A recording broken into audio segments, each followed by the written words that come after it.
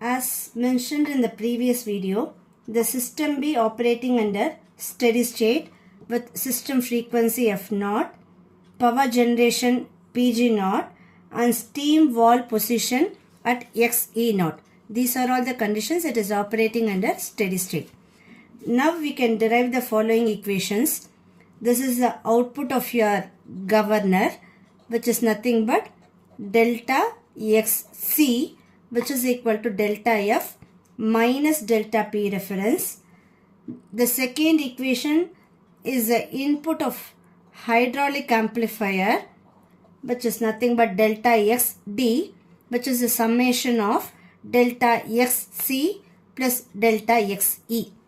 The third equation is the output of the main piston. That is the equation that we are supposed to derive. Output of the main piston, which is nothing but delta Xc, which is equal to integration of delta Xd into dt. Keep that as equation number 1, 2 and 3. So therefore the oil flow into the main piston is proportional to delta Xd. The integration that we are using is because delta Xc is due to the change in area of the piston. To get the distance, integration is used here. K1, K2, K3, K4 and K5 are the constant values expressed in the system.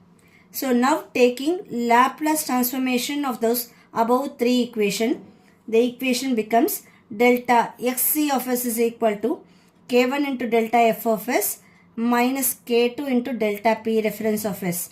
Similarly, delta Xd of s is equal to K3 into delta Xc of s plus K4 into delta Xc of s.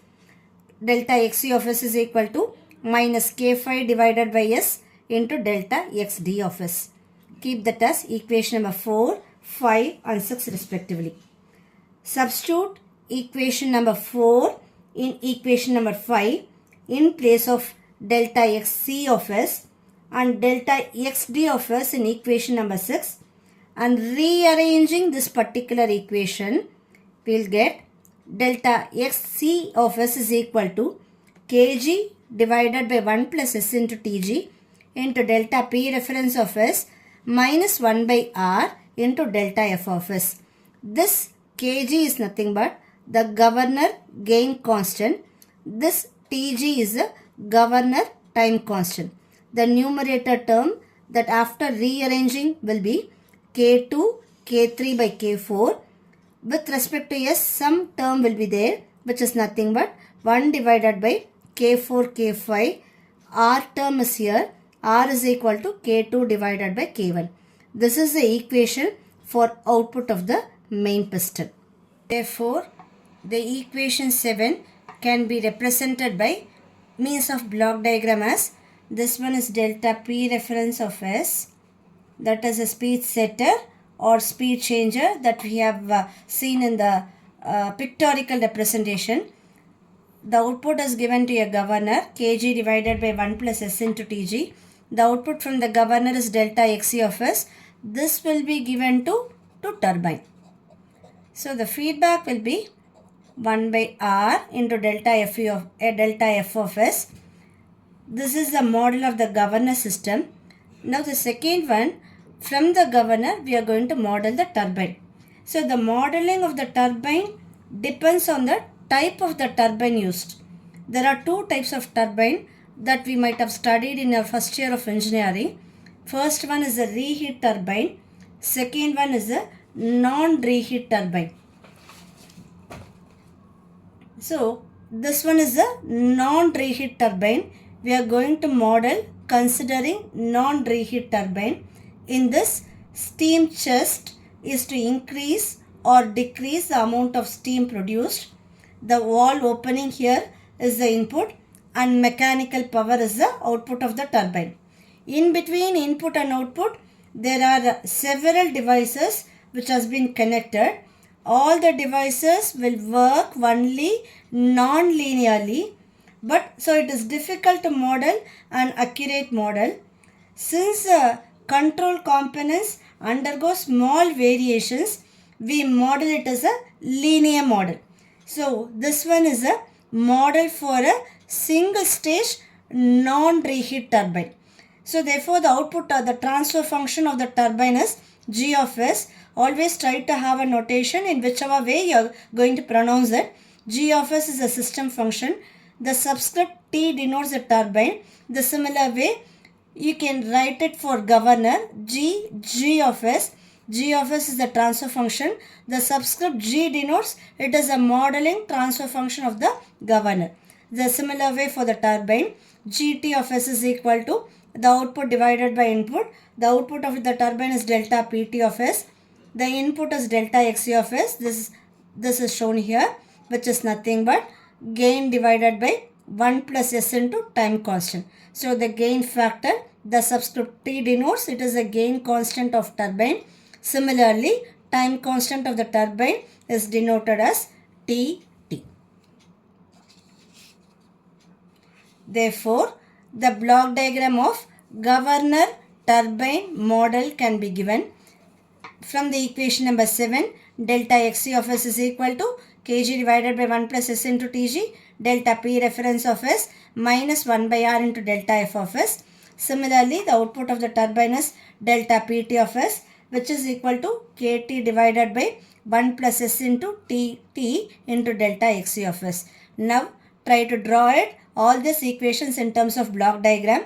Delta P reference of S, this is a speed setter or speed changer. It is given to the governor. The output of the governor is delta XC of S. It is given to the turbine. KT divided by 1 plus S into TT. The power output of the turbine be delta PT of S, which can be given to the grid. So therefore 1 by R into delta F of S is the feedback. After we have modeled the grid, we can close the loop. What we can do right now is that we have modeled the governor and then the turbine. This governor controlled turbine can be connected to an infinite bus. It can be connected to an independent load. It can be connected to the grid. First, let us assume that the governor control turbine in a simpler way, it is connected to an infinite bus. It is represented diagrammatically as G infinite bus. To represent the infinite bus, we have to write this type of symbol. Infinite bus is nothing but a bus in which the frequency remains constant, or in other words, what we can say is that frequency is independent of your generator output. Therefore, what will happen to the equation? Delta F is equal to 0. So substitute this one in the equation what we are deriving from the governor control turbine. Let the turbine output be delta PG of S is equal to kg divided by 1 plus S into Tg into KT divided by 1 plus S into TT into delta P reference of S. Delta F will become 0. Therefore, 1 by R into delta F, this term will become 0. Therefore, next one is we are applying a step change in input.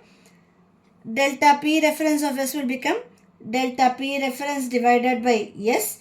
Therefore, delta PG of S is equal to kg KT divided by 1 plus S into Tg into 1 plus S into TT into delta P reference divided by S. Now, the steady state value of delta PG can be obtained by using a final value theorem. All of you are aware what the final value theorem states that limit S tends to 0, S into F of S. Here, delta PG is the equation. To mention that as a steady state, I am using a notation static is equal to limit S tends to 0, S into delta PG of S. Substituted limit S tends to 0, S into kg KT divided by 1 plus S into Tg into 1 plus S into TT into delta P reference divided by S. S and S will get cancelled. At S tends to 0, this term will become 0, this term will become 0. Therefore, what will happen? Delta Pg at steady state, that is static value, is equal to kg KT into delta P reference. So remove the remove the constant. We can add a proportionality sign. Delta Pg is directly proportional to delta P reference. This equation we can represent it by means of graphical format too. it means that delta P reference is here, x-axis, delta Pg, as it is a linear graph, delta Pg is directly proportional to delta P reference. This equation holds good only if it is the governor control turbine connected to an infinite bus. So the second case may be, let us consider that the generator is connected to an independent load. What will happen to an independent load? Delta P reference depends upon the speed changer position and is independent of the load. Therefore, delta P reference is equal to 0. Now what will happen to the equation? Delta Pg of s is equal to, now delta f of s by r will be there. Delta P reference is equal to 0. That is your speed changer position is 0 here. Therefore, delta Pg of s is equal to kg divided by 1 plus s into tg, kt divided by 1 plus s into tt into minus delta f of s divided by r. Assume that governor gain constant and turbine gain constant is equal to 1 only for the sake of simplification purpose. Therefore, delta Pg of s will become 1 divided by 1 plus s into tg into 1 plus s into tt into delta f of s divided by r. Therefore, we have to find the steady state value. To get the steady state value, final value theorem, we have to apply it. But in this case, final value theorem cannot be applied. Final value theorem states that limit s tends to 0, s into Pg of s. This is the thing that we have done it in the previous case. Because the frequency variations depends upon the load, but the relationship between the two is unknown. The final value theorem can be applied only if the relationship between the two is known. So, final value theorem cannot be applied in this case. What we can do is that to get the steady state value, the derivative term can be brought back to 0. What is your derivative term here? S into Tg, which is equal to S into Tt, which is equal to 0. The derivative term can be brought back to 0 here. So now what will happen? Delta Pg static is equal to minus 1 by r into delta F static. This r is equal to, now rearrange it, minus delta F static divided by delta Pg static. The unit will be in hertz per megawatt. You know what the value of r is? R is nothing but a constant, which is nothing but K2 divided by K1, where K1 and K2 are governor constant. The value of r is fixed for any particular governor. So we can draw the speed load characteristics from this graph. We can do it in the due course of lecture series. So the ultimate case, the case 3 is that the governor control turbine is connected to the grid, which is nothing but your power system. Let the power system operates at, as we have already mentioned, the power system operates at steady state frequency F0, generation Pg0, load demand PD0. Therefore, the kinetic energy of the rotor is F0. F0 is equal to, at steady state, the kinetic energy of the rotor, let me assume W kinetic, as it is a steady state, try to have a notation 0 here. If you are using a notation 0 somewhere in the subscript or in the superscript, it means that it is operating under steady state condition. So, at steady state, generation is equal to demand plus losses. This is a normal equation. At steady state, we are using the notation 0, 0 on the superscript. Let the system load changes by delta PD. The load will always be intermittent in nature. Therefore, it changes by delta PD, and therefore, the generation will also get altered, delta PG. So, the incremental power imbalance is created, which is nothing but delta PG minus delta PD.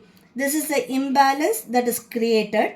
Therefore, to balance this imbalance, the imbalance in power should be always be balanced to maintain the continuous supply. Therefore, this imbalance can be balanced by the two terms. The first term is that change in kinetic energy of the rotor. The second term is the change in power consumption by the load. Again, I am repeating it. Let the system load changes by delta PD. Therefore, the power generation will also get altered by delta PG.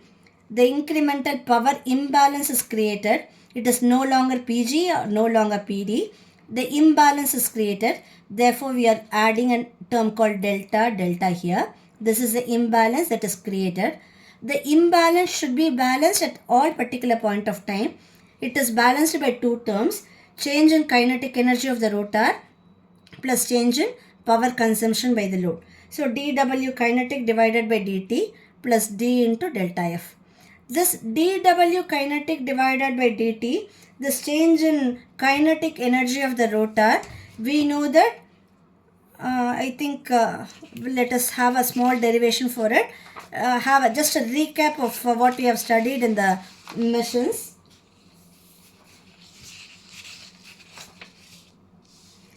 So W kinetic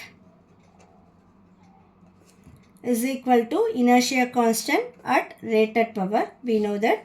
In other words, W kinetic naught is equal to J into omega naught square divided by T. What we can do is W kinetic naught, everything is a constant, is directly proportional to F naught square. Similarly, it is a steady state. W kinetic is directly, if it is not a steady state, F naught plus delta F. Keep this as equation number 1. Keep this as equation number 2. Divide equation 2 divided by 1. If we divide equation 2 divided by 1, so W kinetic, rearrange it, W kinetic naught into F naught plus delta F divided by F naught, the whole square. Expand this term, neglect the higher order term. What will come? W kinetic naught, expanded A plus B the whole square, neglect the higher order terms. 1 plus 2 into delta F divided by F naught. You know that W kinetic is equal to H into PR. Substituted there, you will get this equation. Therefore, dW kinetic divided by dt is equal to 2H divided by F naught into d into delta F divided by dt plus d into delta F in per unit. We have divided everything by means of a rated power. We are getting in terms of per unit. Take the Laplace transformation of the above equation. So therefore, delta Pg of S minus delta Pd of S is equal to 2H divided by F naught S into delta F of S plus D into delta F of S. Take delta F common outside. D term is here. 2H divided by F naught into S, delta Pg minus delta Pd. Therefore, delta F of S is equal to, rearrange the particular equation, Kp divided by 1 plus S into Tp into delta Pg of S minus delta Pd of S, where Kp is equal to 1 divided by D, some numerator term we will get, which is nothing but 1 divided by D, which is the gain constant of the power system. To represent it as a power system, use the notation P in your subscript. Similarly, time constant of the power system, T subscript P, 2H divided by F naught into D, which is the time constant. Now complete the block diagram. Or else what we can do is that if in a question the model of the power system, only for the power system, if you are supposed to draw the block diagram, only for the power system alone. This one is delta Pg of S. This one is minus delta Pd of S, which is nothing but Kp divided by 1 plus S into Tp. The output is delta F of S. This is only for the model of a power system alone. Now the model of the governor controlled turbine connected to the grid is delta P reference of S. The first video what we have saw in pictorial representation, the speed setter or speed changer position. This one is the governor, kg divided by 1 plus S into Tg. The output of the governor is given to the turbine, kT divided by 1 plus S into Tt. The mismatch in power will be always be created, delta Pg minus delta Pd. That will be balanced by the change in kinetic energy plus change in power consumption by the loader. We took the Laplace transformation of those particular equation, and then we have derived the Laplace transformation and then the final transfer function of the power system, which is nothing but Kp divided by 1 plus S into Tp. The output is nothing but delta f of s. Now we can close the loop to minus 1 by R into delta f of s. This is the model for the governor control turbine connected to the grid, where Kp is nothing but your power system gain constant, which is nothing but 1 divided by D, where Tp is your power system time constant, which is nothing but 2h divided by f naught into D, which is equal to time constant of the power system. Thank you.